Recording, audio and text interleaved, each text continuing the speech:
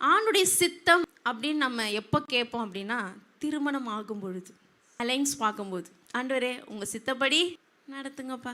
அம்மாமார்கள்லாம் சித்தப்படி பிள்ளைக்கு எங்கேயாவது ஒரு பையனை வைத்திருப்பார், எங்கேயாவது ஒரு மூளை முடுக்கில் ஒரு பொண்ணை வைத்திருப்பார். பிஸ்னஸ் காரியம் துவங்கும் பொழுது, இந்த பிஸ்னஸ் செய்கிறது உங்கள் சித்தமா?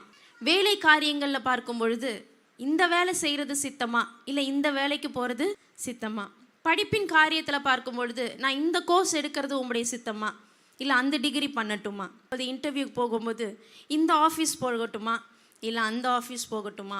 எப்போ நம்ம தேவனுடைய சித்தத்தை கேட்போம் அப்படின்னா, நமக்கு ஒரு தேவை வரும் பொழுது தேவனுடைய சித்தத்தை நாம் கேட்போம்.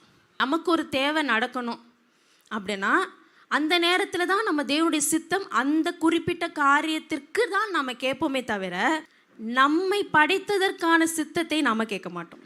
இங்கே இருக்கிற எல்லார் மீதும் ஒரு சித்தம், நோக்கம் உண்டு.